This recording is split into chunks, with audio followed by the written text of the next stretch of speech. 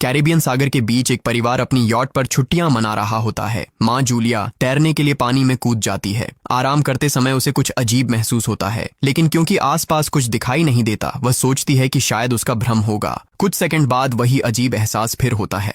इस बार भी कुछ नजर नहीं आता, लेकिन अब वह घबरा जाती है और यॉट की तरफ तैरना शुरू करती है। तभी अचानक कोई उसकी टांग खींचने लगता है और वह मदद के लिए जोर जोर से चिल्लाने लगती है। उसकी बेटी कैसी हेडफोन लगाकर म्यूजिक सुन रही होती है, इसलिए उसे कुछ सुनाई नहीं देता। पति टॉम और बेटा बेन मछली पकड़ने में व्यस्त होते हैं। जूलिया पानी के ऊपर टिकने की कोशिश करती है, लेकिन मुंह में पानी जाने की वजह से चिल्लाना मुश्किल हो जाता है। थोड़ी देर बाद टॉम को एहसास होता है कि काफी देर से उसने जूलिया को नहीं देखा। वह यॉट पर उसे ढूंढता है और फिर अपनी पत्नी को खतरे में देख लेता है। वह बच्चों को बुलाता है, यॉट को उस तरफ ले जाता है और पानी में कूद जाता है। जल्दी से जूलिया तक पहुंचकर उसे संभालता है और यॉट की ओर तैरता है। बच्चे दोनों को ऊपर खींच लेते हैं। परिवार जूलिया को संभालता है, लेकिन जूलिया खुद को समझाती है कि शायद लहरों की वजह से ऐसा हुआ होगा।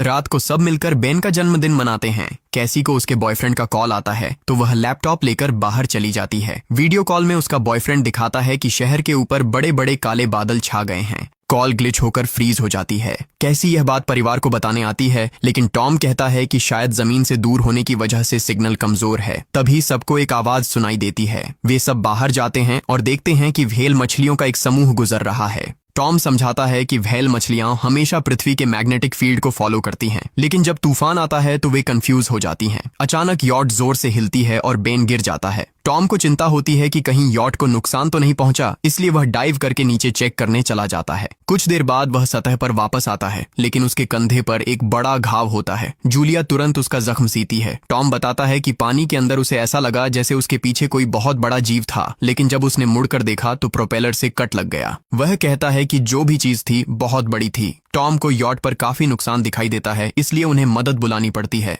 जूलिया बार बार रेडियो पर कोशिश करती है। कैसी फोन पर सिग्नल ढूंढती है, लेकिन कुछ भी काम नहीं करता। तभी कैसी को एक अजीब सा जीव दिखाई देता है और वह चिल्ला उठती है, लेकिन वह तो बस बेन होता है जो मास्क पहनकर मजाक कर रहा होता है। कुछ देर बाद यॉट पूरी तरह बंद हो जाती है और समुद्र के बीच में फंस जाती है। जूलिया रेडियो में एक आवाज सुनती है, लेकिन आवाज इतनी खराब होती है कि उसे कुछ समझ नहीं आता। टॉम परिवार को बताता है कि उनके पास सिर्फ 4 दिन का खाना पानी बचा है और अब उन्हें किसी मछली पकड़ने वाली नाव का इंतजार करना होगा। अचानक रडार पर कुछ डिटेक्ट होता है और परिवार को एक अजीब सी आवाज सुनाई देती है। सब दौड़कर बाहर आते हैं और हैरानी से देखते हैं कि कई सारे उल्कापिंड जमीन पर गिर रहे हैं।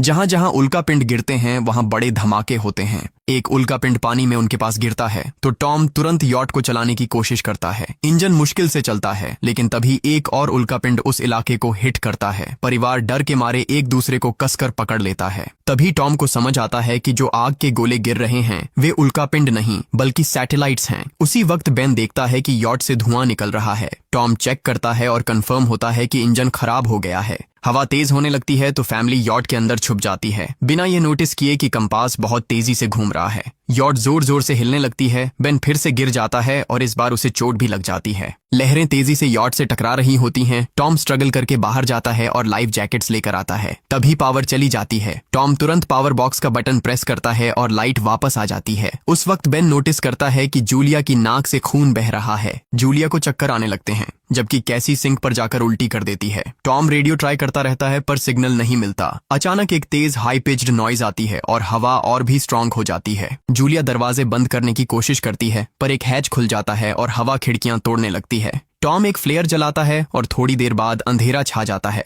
अगली सुबह फैमिली शॉक में उठती है कि वो स्टॉर्म से बच गए हैं, लेकिन यॉट आधी तबाह हो गई होती है। जब वो बाहर आते हैं तो देखते हैं कि समुद्र का पानी गायब हो गया है और यॉट अब जमीन पर अटकी है। सब ये देखकर शॉक में आ जाते हैं। कैसी सिग्नल चेक करती है पर नेटवर्क बिल्कुल डाउन होता है। बेन 2 मरे हुए केकड़ों से खेलने लगता है। टॉम कंपास चेक करता है और देखता है कि वो उल्टा हो गया है। ये आखिरी बार 7 लाख साल पहले हुआ था। कैसी को लगता है कि उसका बॉयफ्रेंड मर गया होगा और वो टूट जाती है। जब जूलिया उसे समझाने आती है तो कैसी उसे दूर कर देती है और छुपने चली जाती है। जूलिया और टॉम बची हुई सप्लाईज देखते हैं। बेन अपने बर्थडे बलून्स एक पत्थर से बांध देता है ताकि शायद कोई बचा हुआ सर्वाइवर देख ले। टॉम फिर रेडियो ट्राई करता है और इस बार एक आदमी से कनेक्शन हो जाता है। उसका नाम नाव होता है और वो एक सबमरीन का कैप्टन होता है। उसकी सबमरीन भी लैंड पर अटक गई है। वो कंफर्म करता है कि मैग्नेटिक पोल्स रिवर्स हो गए हैं, इसलिए ओशन पीछे हट गया है और जमीन डूब गई है। वो कहता है कि उसने अभी तक और सर्वाइवर्स नहीं देखे और कम्युनिकेशन सिस्टम सिस्टम्स बिल्कुल डाउन हो गए हैं। वो मजीद ये भी कहता है कि पोल्स फिर रिवर्स होंगे और शायद एक हफ्ते में समुंदर वापस आ जाएगा।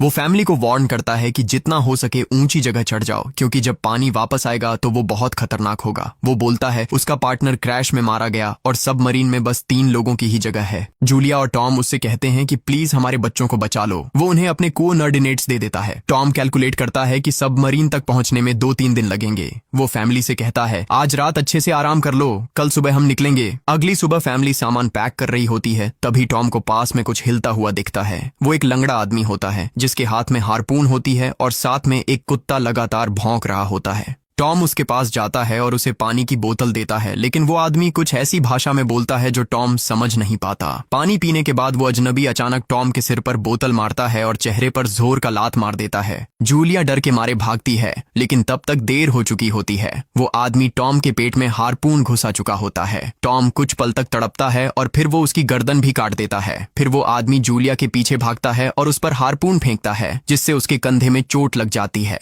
जूलिया दर्द सहते हुए यॉट के अंदर भागती है और बच्चों को बोलती है कि छुप जाओ। वो दरवाजा लॉक कर देती है। कैसी और बेन सोफे के अंदर घुस जाते हैं। जूलिया उन्हें फ्लेयर गन पकड़ाती है और खुद एक चाकू लेकर बाथरूम में छुप जाती है।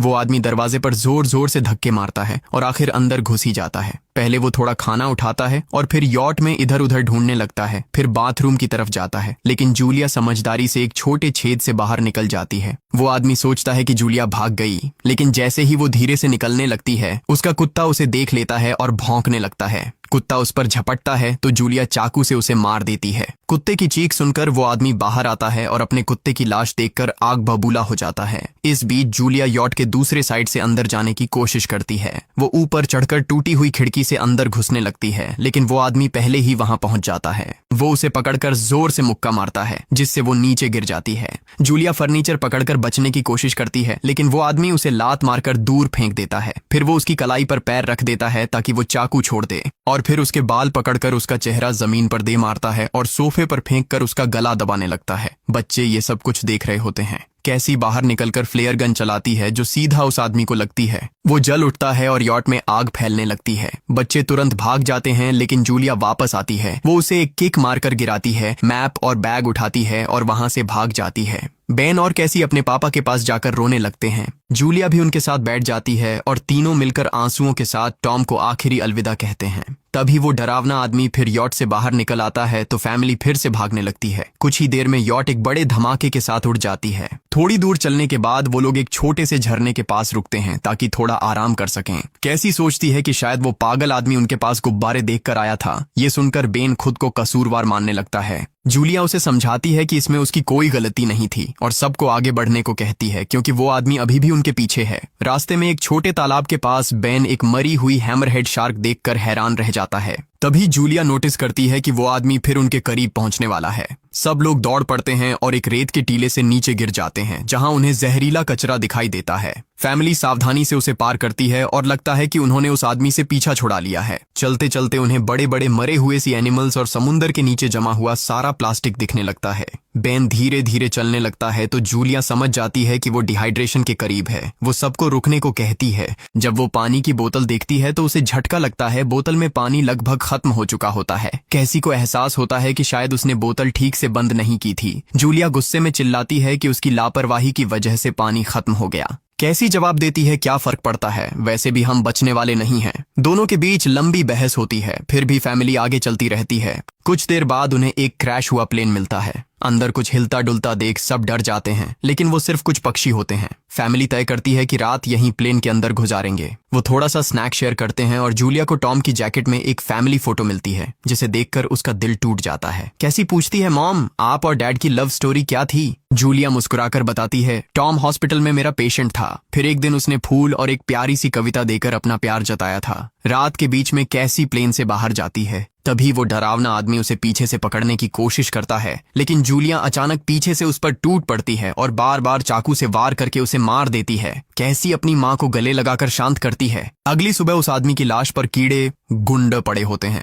फैमिली नोटिस करती है कि उसके शरीर पर कई काटने के निशान हैं, मतलब इस एरिया में कोई खतरनाक जीव छिपा हुआ है। जैसे ही वो लोग वहां से निकलते हैं, केकड़े उसके मुंह से बाहर निकल आते हैं। कुछ घंटों बाद जूलिया और कैसी मैप देख रही होती हैं, लेकिन बेन धीरे से आगे निकल जाता है। जूलिया चिल्लाती है, रुक जाओ, लेकिन बेन एक तालाब में झुककर पानी पीने लगता है। जूलिया तुरंत उसे खींचकर बाहर निकालती है और समझाती है कि अनजान पानी उसे बीमार कर सकता है। धूप बहुत तेज हो जाती है तो फैमिली अपने सिर कपड़ों से ढक लेती है। बेन को चक्कर आने लगते हैं। तभी उन्हें कुछ पुराने कुर्सियां मिलती हैं और जूलिया कैसी उनसे एक टेम्पररी शेल्टर बना लेती हैं। जूलिया बेन को इंजेक्शन लगाती है और तय करती है कि वो रात वहीं बिताएंगे। सुबह जूलिया एक अजीब सी आवाज सुनकर उठती है। बाहर जाकर देखती है तो क्रैब्स का एक बड़ा झुंड उनकी तरफ आ रहा होता है। वो तुरंत बच्चों को उठाती है और तीनों भागना शुरू कर देते हैं। भागते भागते उन्हें एक बड़ा कार्गो शिप दिखाई देता है। वहां 3 क्रू मेंबर्स जिंदा होते हैं। एक औरत उनकी मदद करना चाहती है लेकिन बाकी 2 आदमी मना कर देते हैं और तीनों फैमिली को बाहर छोड़कर कंटेनर लॉक कर लेते हैं। क्रैब्स पास आ जाते हैं। जूलिया बच्चों को कंटेनर के ऊपर चढ़ाती है। खुद जब चढ़ने लगती है तो क्रैब्स उसके पैर को जोर से काट लेते हैं। बच्चे उसे खींचकर ऊपर चढ़ाते हैं, नहीं तो वो नीचे गिर जाती। कंटेनर के एक छेद से आधे क्रैब्स अंदर घुस जाते हैं। क्रू मेंबर्स फायरिंग शुरू करते हैं लेकिन क्रैब्स उन पर हावी हो जाते हैं और दोनों को मार डालते हैं। आखिरी आदमी छत के होल तक पहुंचता है लेकिन क्रैब्स उसे भी नीचे खींच लेते हैं और वो भी मर जाता है। जूलिया अपने जख्म पर पट्टी बांधती है और बेहोश हो जाती है। कुछ देर बाद जब वो उठती है तो खुद को रेत के तूफान के बीच अकेली पाती है। वो घबराकर बच्चों को ढूंढने लगती है। एक मरी हुई औरत का हथियार उठाती है और जोर जोर से चिल्लाती है। कैसी उसकी आवाज सुनकर लौट आती है और बताती है कि वो और बेन मदद ढूंढने गए थे लेकिन कोई नहीं मिला। फिर दोनों बेन से मिलते हैं जिसे एक खुला कंटेनर मिलता है जहां वो तूफान खत्म होने तक रुक सकते हैं। जूलिया टॉम का लाइटर निकालती है और अपने जख्म को जलाकर बंद करती है जो बेहद दर्दनाक होता है। तूफान थमने के बाद उन्हें एक और कंटेनर मिलता है जिसमें बहुत सारी पानी की बोतलें होती हैं। बॉडीज चेक करते वक्त उन्हें एक रेडियो और एक गन भी मिलती है। जूलिया नाव से संपर्क करती है और बताती है कि मैप खो गया है। इस पर नाव बताता है कि उन पर आर्थ्रोपॉड्स ने हमला किया था, वो अब इसके जीव हैं जो ऑक्सीजन की वजह से पूरी तरह पागल हो चुके हैं। अब नाव फैमिली को जल्दी करने को बोलता है क्योंकि उसके इंस्ट्रूमेंट्स ने कैलकुलेट किया है कि समुद्र उम्मीद से ज्यादा जल्दी वापस आएगा और उनके पास सिर्फ कुछ घंटे बचे हैं। वो एक फ्लेयर शूट करता है और फैमिली उस दिशा में चलना शुरू करती है। लंबी वॉक के बाद फैमिली को एक टूटा हुआ टॉयलेट मिलता है जिसमें बेन पेशाब करता है। अब वो लोग आखिरकार सबमरीन को पास ही देख लेते हैं लेकिन वहां पहुंचने के लिए उन्हें एक बड़ा चट्टानी रास्ता पार करना होगा। जैसे ही वो रास्ते से गुजरते हैं दीवारें हिलने लगती हैं और पत्थर गिरने लगते हैं जिससे एक भयानक रॉक स्लाइड हो जाता है। जूलिया तुरंत अपने बच्चों को साइड में धक्का देती है और खुद भी पीछे हट जाती है ताकि कुचली न जाए। अब एक पत्थर की दीवार उनके बीच आ गई है। जूलिया बच्चों से कहती है कि वो बिना उसके आगे बढ़ जाए लेकिन कैसी मना करती है और जोर देती है कि उसकी मां को चढ़ने की कोशिश करनी चाहिए। बहुत बहस होती है और चिल्लाने के बाद जूलिया वादा करती है कि वो बाद में अपने बच्चों को ढूंढ लेगी। मजबूर होकर कैसी अपने भाई को खींचकर आगे ले जाती है। बच्चे चट्टानी रास्ता चढ़कर सबमरीन की तरफ भागते हैं लेकिन वहां पहुंचकर देखते हैं कि नाव बाहर खून में लथपथ पड़ा है। वो समझाता है कि उसके लिए सब खत्म हो गया है और अब बच्चे सबमरीन ले सकते हैं। ये सोचकर कि एक एक्स्ट्रा जगह होगी कैसी वापस अपनी मां को ढूंढने भागती है। तभी जूलिया केकड़ों को आता देखती है और वो फायरिंग शुरू कर देती है। कुछ केकड़ों को वो मार देती है लेकिन झुंड बहुत बड़ा होता है और सबसे लड़ना मुश्किल हो जाता है। उसी वक्त कैसी दीवार के ऊपर दिखाई देती है और हाथ आगे बढ़ाती है तो जूलिया अपने घायल पैर के बावजूद तेजी से चढ़ना शुरू करती है। कैसी की मदद से वो दूसरी तरफ पहुंच जाती है और दोनों साथ में सबमरीन की तरफ भागते हैं। बेन पहले से ही ऊपर खड़ा होता है और फायर खोल देता है ताकि केकड़े डिस्टर्ब रहें जब तक फैमिली ऊपर चढ़ जाए। केकड़े नाव के शरीर तक पहुंचते ही तुरंत उसे खाने लग जाते हैं। जूलिया गन उठाती है और फायरिंग जारी रखती है जब तक बच्चे अंदर चले जाएं। जब वो सुरक्षित हो जाते हैं जूलिया समझती है कि गोलियां खत्म हो गई हैं तो वो गन केकड़ों पर फेंक देती है और अपने बच्चों के साथ अंदर चली जाती है। फैमिली हैच को अच्छे से लॉक करती है और खिड़की से केकड़ों को सबमरीन के चारों तरफ देखती है। इसी वक्त समुद्र वापस आ जाता है तो तीनों तुरंत अपनी सीटों पर बैठकर बेल्ट पहन लेते हैं और एक दूसरे का हाथ पकड़ लेते हैं। तेज लहरें सबमरीन को जोर जोर से इधर उधर फेंकना शुरू कर देती हैं जिससे जूलिया को पूरी जर्नी के विजन दिखने लगते हैं और कैसी उल्टी कर देती है। जल्दी ही वो हाई पिच आवाज वापस आती है और फैमिली बेहोश हो जाती है। कुछ देर बाद जूलिया और बच्चे होश में आते हैं और खुद को जिंदा देखकर खुश होते हैं। वो हैच अनलॉक करके बाहर निकलते हैं और देखते हैं कि लहरों ने सबमरीन को एक तबाह शहर में गिरा दिया है। यानी अब जिंदा रहने और नया जीवन शुरू करने की उम्मीद है। और यहीं पर फिल्म खत्म होती है। चैनल को सब्सक्राइब करना न भूलें और बेल आइकन जरूर दबाएं ताकि आपको ऐसे ही मजेदार वीडियो मिलते रहें। देखने के लिए धन्यवाद।